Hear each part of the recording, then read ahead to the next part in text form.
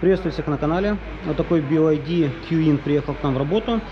Автомобиль, на первый взгляд, абсолютно ничем не привлекательный. Но что конкретно здесь интересно, то что этот автомобиль у нас 600-вольтовый. И это автомобиль 2016 года. BYD даже уже в 2016 году делали машины не 400 вольт, не 360 вольт, а 600 вольт. И к тому же здесь литий-железофосфатная батарейка.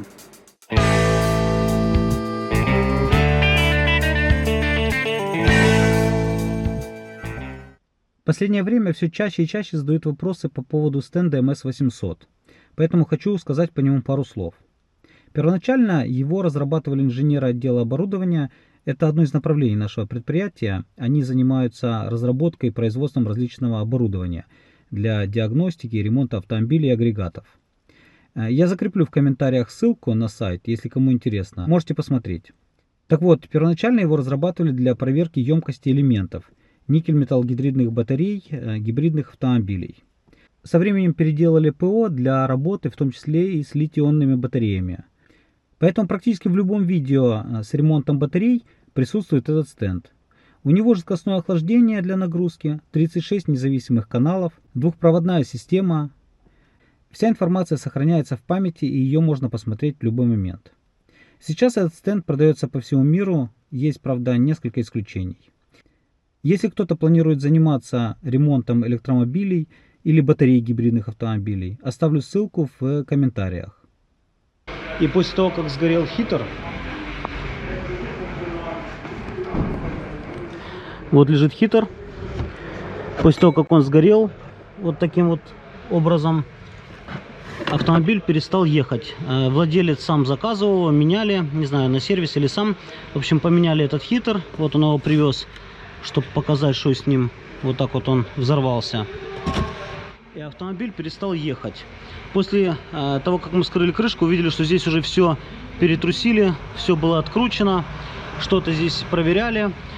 В общем, и не смогли найти, что тут, и привезли автомобиль нам.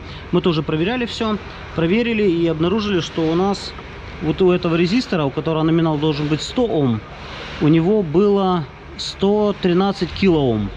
Это пленочный резистор, и вот даже здесь видно, что трещины, под каким-то углом видны трещины, вот они. В общем, подкинули временно вот такой резистор, но он слабенький, поэтому заказали чуть мощнее. Вот такой вот на 100 Ом, плюс-минус 5%, 300 Ватт. Самое лучшее место для этого резистора это здесь. Теперь нужно будет его закрепить здесь к стенке, и будет стоять как родной. Провода провел уже, и нужно будет эти провода пристегнуть стяжкой и закрепить здесь этот резистор. А сейчас для начала попробую запустить автомобиль или нет. Автомобиль у нас запустился.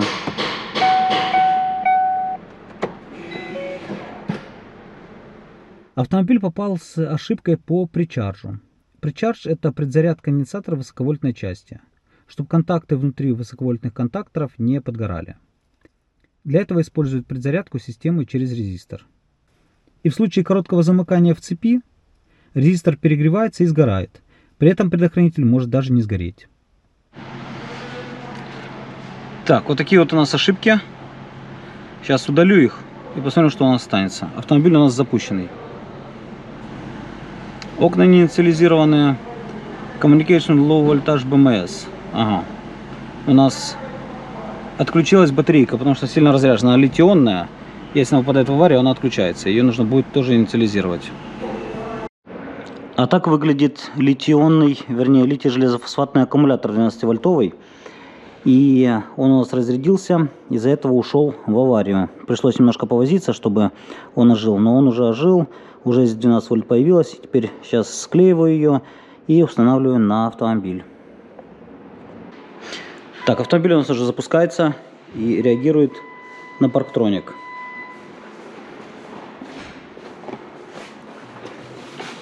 Сейчас хочу посмотреть, какие ошибки будут. Так, у нас пропала ошибка по Low Voltage Battery Management System. Вот она. И она видит маленький 12-вольтовый аккумулятор, а до этого она не видела. 27 градусов, 3,4, 3,4, 3,4. Аккумулятор у нас заряжен. Температура реле даже высвечивается. Не знаю, зачем это нужно, но есть. Даже есть некоторые таски, которые можно проводить с аккумулятором. Но если аккумулятор не выходит на связь, как у нас происходило, то ничего особо не сделаешь. В общем, автомобиль уже работает. И, в принципе, можно выпускать. И сейчас у нас немножко потемнело. И увидел вот такую вот елочку. Кулиса у нас светится зеленым, синим, а включаешь заднюю, светится красным. Не знаю, как это будет в темноте, будет сильно раздражать или нет. Но вроде как в движении светится таким голубеньким цветом, не сильно раздражающим, когда задний красным. В общем, не знаю, такое неоднозначное ощущение, но китайцы решили сделать новогоднюю елочку в салоне. Кстати, ключ здесь тоже очень интересный. Вот выглядит вот таким вот прямоугольный белый ключик, но он, извиняюсь, не так, но он слайдер, как какой-то телефон. Не знаю, что эти кнопки означают.